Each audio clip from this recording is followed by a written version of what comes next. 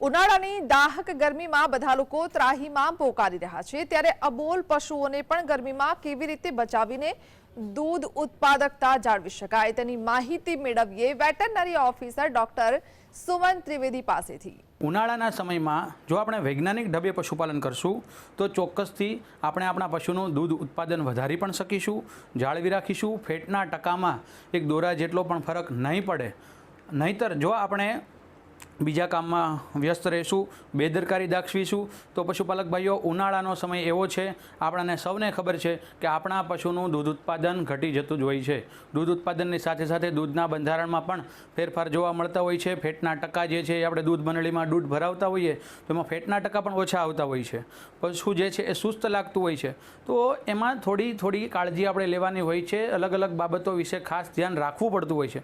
જો એ બાબતો આપણે સમજી લઈએ અને વૈજ્ઞાનિક ઢબે પશુપાલન ઉનાળાના સમયમાં કરીએ તો ખાસ જે છે એ પશુપાલનમાં આપણને કશો પ્રોબ્લેમ આવતો નથી ને આપણે આર્થિક નુકસાની ભોગવવાનો વારો આવતો નથી। તો આ કઈ બાબતો છે? તો આ બાબતમાં ખાસ મહત્ત્વની વાતો જે છે એ પશુ સંવર્ધન બાબતે છે, પશુ રહેઠાણ પશુ આવાસ બાબતે છે, પશુના ખોરાક બાબતે પશુ પોષણ બાબતમાં છે અને પશુની માવજત બાબતમાં છે। એક રીતે જોઈએ તો ખાસ પૂરો મદાર જે છે એ પશુની માવજત બાબતે જ રહેલો છે। આપણે ઉનાળામાં શું ખ્યાલ રાખીએ તો આપણે જે છે પુષ્કળ પાણી પીએ, પંખા વ્યવસ્થિત ચાલે, એસીની સુવિધા કરીએ, બની શકે તો દિવસમાં 2 વાર નાહીએ। તો આવું બધું જે છે આપણે કરતા હોઈએ છીએ તો આપણે આપણા પશુની ઉત્પાદકતા જાળવી રાખવી છે। તો આપણા પશુ માટે પણ આ બધી બાબતો આપણે જાણે લેવી જોઈએ। તો સૌથી અગત્યની વાત પશુ આવાસ બાબતમાં છે। પશુ આપણું જે રહેઠાણમાં રહેતું હોય એ આરામદાયક રહેઠાણ એને હોવું જોઈએ। બની શકે તો પતરાનું રહેઠાણ હોય, છાપરું હોય તો એની ઉપર ડાંગરના પરાળ ઘાસ નાખી દઈએ અથવા તો એને સફેદ રંગ કરેલો રાખીએ, જેથી પતરામાંથી પણ ગરમી થઈ અને આપણા પશુને નીચે સૂર્યપ્રકાશ લાગે નહીં। અને પ્રખર સૂર્યપ્રકાશ હોય, હવામાન વિભાગે આગાહી કરેલી હોય કે યલો એલર્ટ છે, બહાર ન નીકળવું, ત્યારે આપણા પશુઓને પણ ખાસ તડકાના સમયમાં, બપોરના ભીષણ ગરમીના સમયમાં આપણે બહાર ન રાખતા અને પશુ આવાસમાં રાખીએ। પશુ આવાસમાં પણ પુષ્કળ ગરમીનો સમય સવારે 10 વાગ્યાથી 5 વાગ્યા સુધી, તો આ સમય દરમિયાન એને આપણે ધમારીએ, 2 થી 3 વખત નવરાવીએ। ખાસ કરીને ભેંસ વર્ગના પશુની આ બાબતમાં ઉનાળામાં સવિશેષ કાળજી લેવી પડતી હોય છે, કારણ કે ભેંસ વર્ગનું પશુ છે એ કાળા રંગનું છે, એના શરીર ઉપર આવેલા વાળ બળછટ પ્રકારના અને લંબાઈ વધારે હોય છે અને આ બધી બાબતોને લીધે એનામાં ભેંસમાં જે આપણે ગાયમાં ગોદડીની રચના આવેલી હોય, ખૂંદ આવેલી હોય, એ પણ ભેંસ વર્ગના પશુમાં આવેલી હોતી નથી। એટલે ભેંસ વર્ગના પશુ છે એ આપણે જોઈએ છીએ કે તળાવમાં એને જે નાહવાની ટેવ છે, તો એ બધી ટેવ કારણ કે એને વધારે પ્રમાણમાં ગરમી લાગે છે, તો ભેંસ વર્ગના પશુની સવિશેષ કાળજી લેવી જોઈએ। આપણે આપણા પશુને બહાર મોકલીએ, બહાર ખુલ્લામાં રાખીએ, પણ એ સાંજના સમયે, રાત્રિના સમયે બહાર રાખીએ।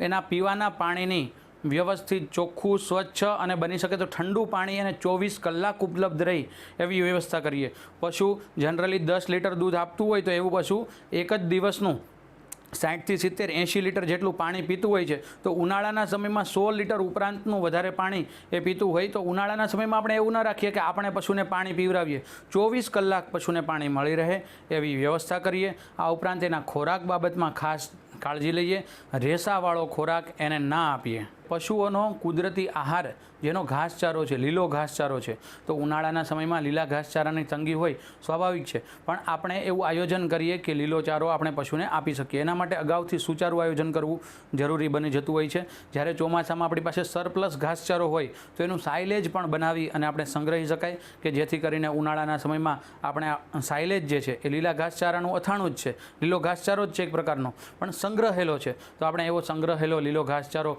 પશુને આપી શકીએ। લીલો ઘાસચારો જે છે ખાસ પશુના દૂધ ઉત્પાદન વધારવામાં મહત્વનો ભાગ ભજવતો હોય છે, તો દૂધ ઉત્પાદન એનાથી સારું રહેશે। પશુ આહારમાં 3 મહત્વની બાબત છે: લીલો ઘાસચારો, સૂકો ઘાસચારો અને ખાણદાણ।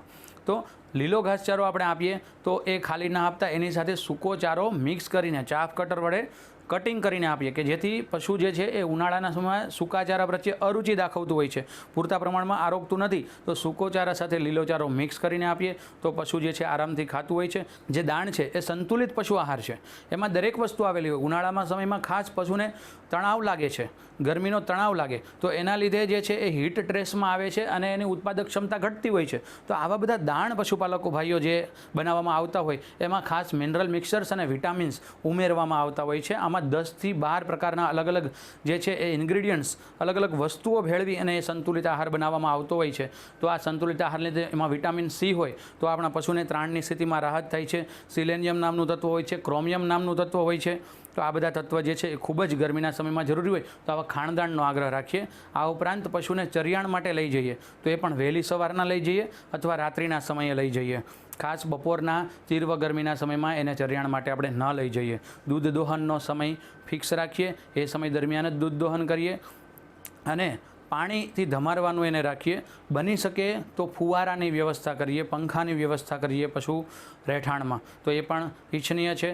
બની શકે એવા આપણે ખ્યાલ રાખીએ અને મોટા વૃક્ષો જેવા કે લીમડો છે, પીપળો છે, વડ છે, એ આપણા પશુ રહેઠાણની આજુબાજુનું વાવેતર કરીએ તો ઠંડકનું વાતાવરણ જે છે પશુ માટે બની રહેતું હોય છે કુદરતી રીતે. તો આ બધી અલગ અલગ વસ્તુ છે, એની માવજત ખાસ અગત્યની છે. પશુને આપણે નિરણ કરીએ તો એ પણ ઠંડા કલાકો સમય દરમિયાન કરીએ અને એની ફ્રિકવન્સી વારંવાર નિરણ કરીએ 4-5 કલાકના અંતરે, પણ ઠંડા કલાકો દરમિયાન કરીએ. ગરમીના સમયમાં પશુનું જે છે પૂરું જે છે એ વ્યવસ્થાપન, એનું આંતરિક બંધારણ જે છે એ ગરમી સામે અનુકૂલન સાધવામાં જે છે વ્યસ્ત હોય છે. ત્યારે આપણે એને ખોરાક કરીએ છીએ તો પશુનું શરીરનું તાપમાન હજી પણ વધતું હોય છે.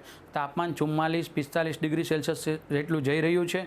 ખાસ પશુમાં જ્યારે ભીષણ ગરમીની છેલ્લી અસર જોવા મળે, જ્યારે એનું મુખ જે છે ખોલી અને જીભ વાટે શ્વાસ લેતું હોય તો શ્વાસોશ્વાસ વધતા હોય છે. આવી બાબતમાં જ ભીષણ ગરમીમાં પશુ ડૉક્ટરનો સંપર્ક હાથવગો રાખીએ અને તુરંત પશુ ડૉક્ટરનો સંપર્ક કરી આવું. જો પશુને પણ હીટ સ્ટ્રોક લાગે છે તો આપણે તાત્કાલિક પશુ ડૉક્ટરની સલાહ લઈ અને